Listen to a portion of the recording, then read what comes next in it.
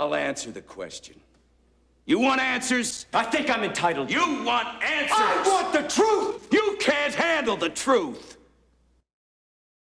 Welcome back to Thinking Critical. This is Wes, and if you've been following the channel, I've done a couple of videos recently. The first one was with Eric Breen, and we talked about how current writers are borderline ashamed to write a character, like aspirational characters like Superman or Captain America, because of what they represent or traditionally have represented.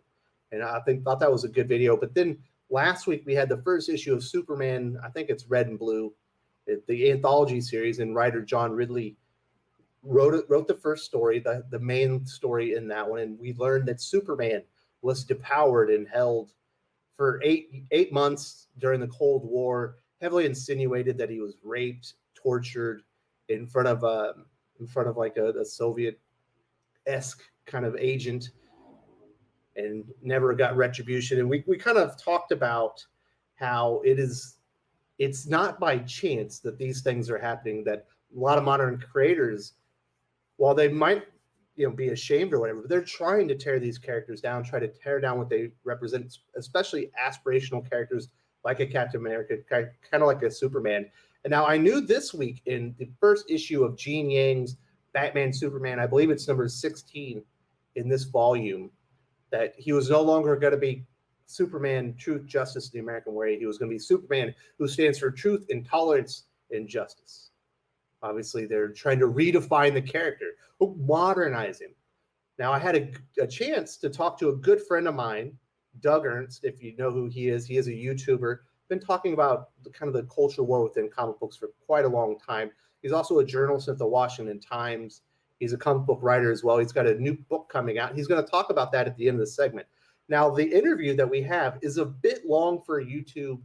Now that I have the podcast up and running, I'm gonna be running like the full interview will be on the podcast, and then here on the channel it'll be, the most pertinent segment to what we're really talking about. And in this case, it happens to be at the end where we kind of get into, stripping away truth, justice, the American way from Superman and trying to rebuild him in their new image for modern times and modern sensibilities. And what the purpose of that is, some of the straw man arguments that you're going to hear from people defending these actions when they try to shout you down and tell you you're stupid, things of that nature. It was a very good conversation. I definitely highly suggest you go over to the podcast. Down below, there is a ticker telling me where you can find that. If you go to any of your major podcast providers and type in Thinking Critical Comics, you're going to find my channel. We're on iTunes, Apple Podcasts, Google Podcasts, Podbean, Spotify, Amazon Music. We're also on a few more. The only major one that we're not on right now is Pandora. I don't know when we'll be up live on that one. But if you're interested in this conversation and you want more, go to the podcast, download that, and I think you'll enjoy it. But he's gonna be on the channel, and right now there should be something on the side there telling you when you can jump if you want to learn about Soulfinder Black Tide, Doug's new book that comes out today from Iconic Comics. Where you can find it, he gives some information on that. So that's at the very end of the video. I hope you enjoy my conversation with Doug, and definitely go to the podcast and check out the whole thing. Now, without further ado, let's talk to Douglas Ernst about the culture war and what's happening to Superman, Captain America, and other aspirational heroes.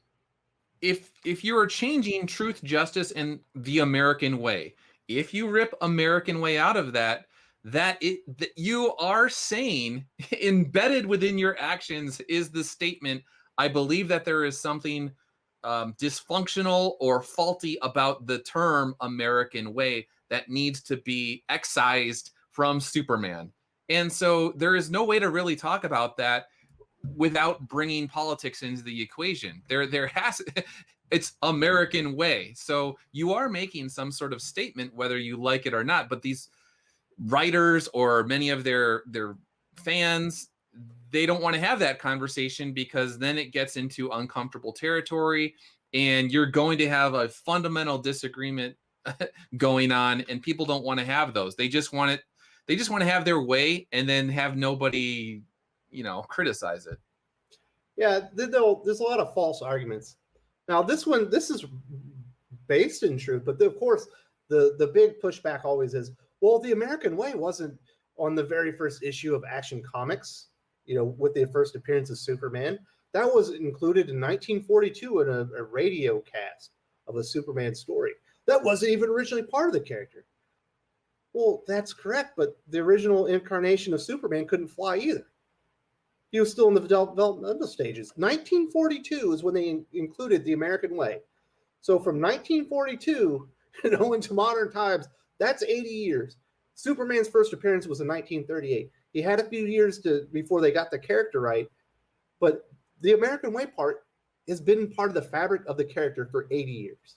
Well, wasn't Harley Quinn first on the Batman animated cartoon? Wasn't Yes. even in the comic book. So, Yes. there are certain times where either characters or elements of a character, they come from elsewhere, and then eventually it's so popular or becomes part of the canon that you can't really separate the two. And then so yeah, it's a straw man argument to say, well, because something wasn't in the first issue, then we're just going to brush that aside when it's convenient for us. It's one of those sleight of hand games that people are playing. First cover of Captain America, he was punching Hitler. So Captain America has always intrinsically been an exclusively political-based comic book. Yeah, well, that one's interesting too, because you literally had a world war going on. If there's ever going to be a time where I'm okay with politics, it's when literally the entire nation was being mobilized to fight against literal Nazis, not 2021 definition of you disagree with my politics, so therefore that's what I'm going to deem you. No, literally, you are dealing with Nazis. I'm sorry if YouTube's algorithm got you there or whatever, but it's like, so, but again, they like that straw man argument where they deny the fact that for the most part, overall, the story and the character came first in these comics, and then you could have stories that touch on politics or whatnot, but for the most part, it was a statistical outlier to have a writer just like go with like a weirdo political jab. That did not start this mean-spirited stuff until somewhat recently. Yeah, there's been social commentary, certainly throughout the life of comic books, as you would expect. There have been sometimes aspects of politics within them, but they've never really been the driving force or the driving narrative to the industry, which it almost feels like today that they are. Right. There was like a few years ago with the America Chavez books, literally in the back of the book, in the letters to the editor section or whatever it was, the editor said flat out, I think I still have a video up on it somewhere, where it was just like, comics are like, we are the tip of the spear in terms of changing the culture. And so every once in a while, they will tell you what they really believe. It's like, nah, you understand that culture is very, very important. And if you could alter Spider-Man and Captain America and Superman and Wonder Woman and all of these characters, and you could get them to represent what you want them to represent, then you could change the culture. Because you get, especially with like children, their minds are like little sponges. They are very, you couldn't, I don't want to say mold them particularly, but you will have a very significant impact on their development if you put things into their head at an early age. It's crazy. It almost feels like at one point Marvel jumped the gun. They didn't realize you're supposed to be a little bit more subtle with this.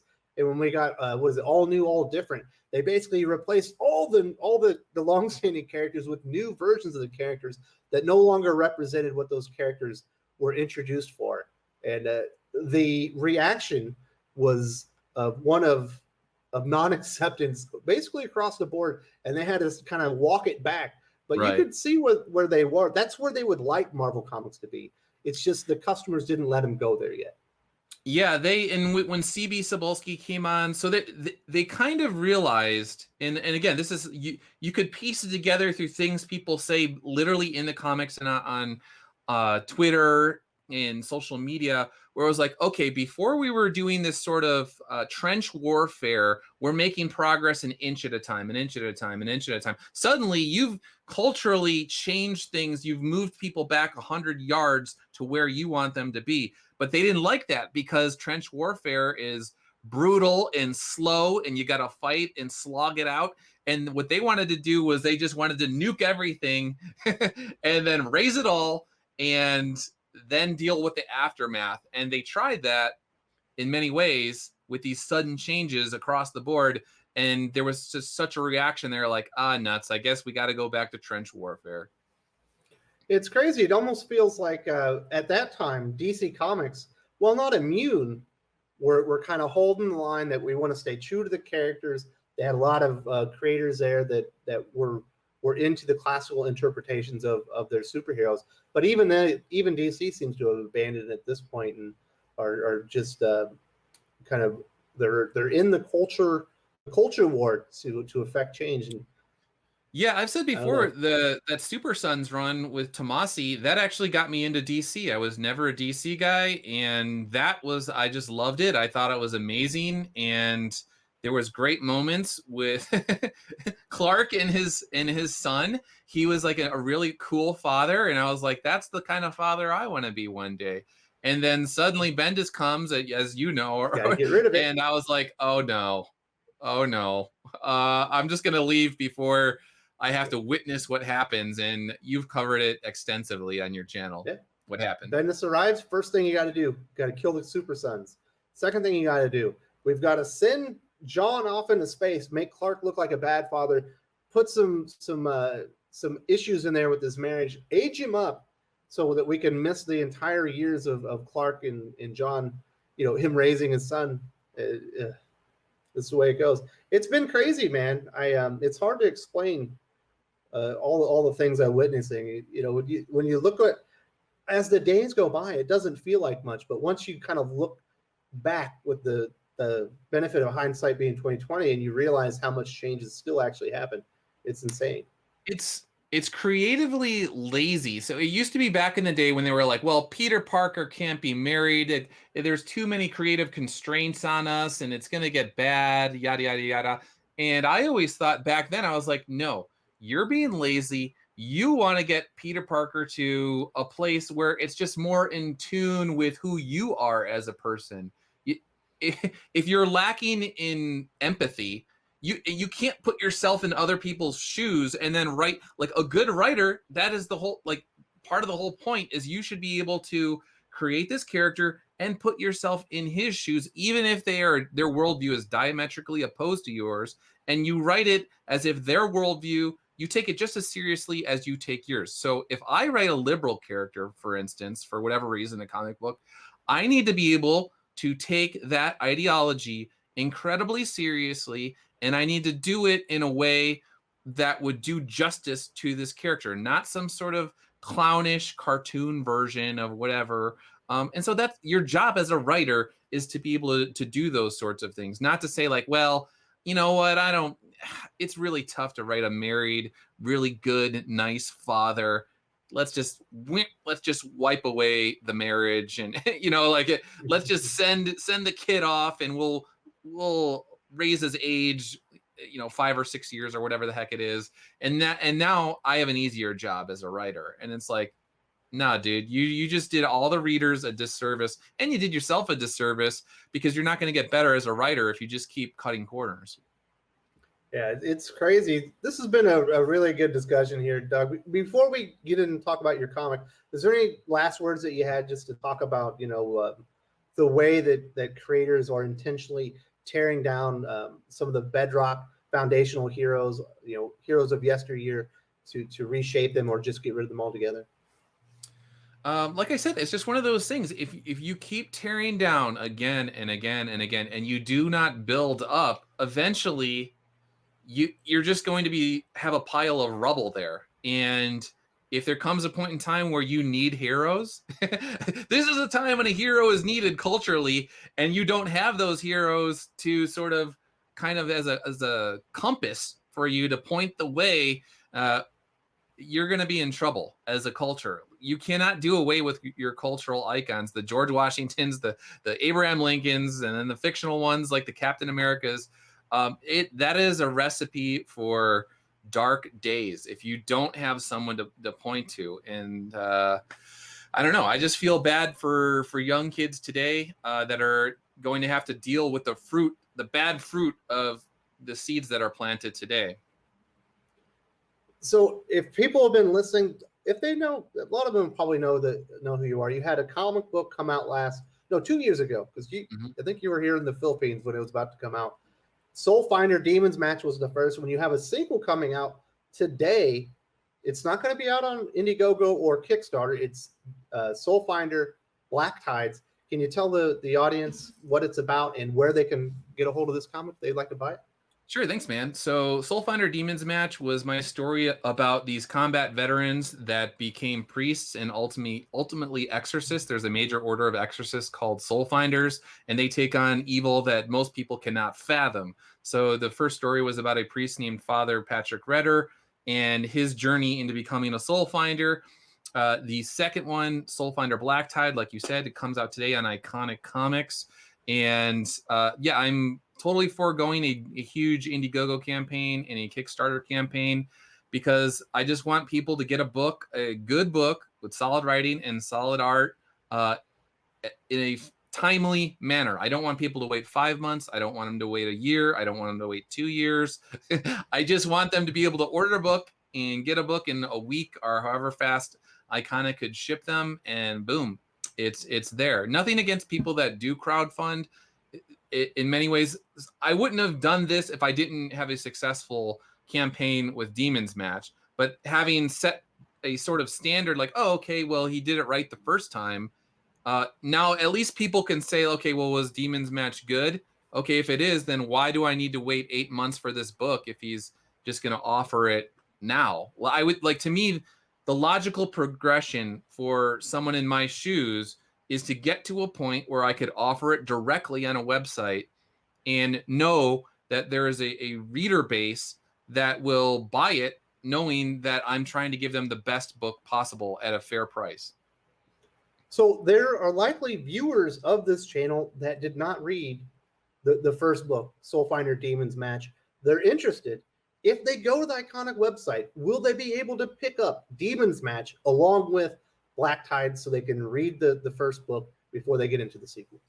They will be able to order Demons Match for sure, and hardcover editions of Black Tide, which has, the artist is Matt Weldon. Brett R. Smith did the colors on this. Wes Hartman is another great colorist. He helped out as well. Bill Williams did the lettering. So those are available. There's one last shipment of soft covers of Black Tide that are coming in from API. They got to be mailed to Texas. And as soon as those come in, then soft covers of Black Tide will be available as well. But anyone who wants Demons Match, it's available. People wanted Matt Weldon's inks. So they were like, this story would be cool if it was just black and white. And so enough people said that where I was like, okay, well, you want the story in black and white? I'll give it to you. So it's the colored version. It's the black and white. It's got bonus material, bonus art by Matt Weldon, Vince Rush, Timothy Lim in the hardcover edition.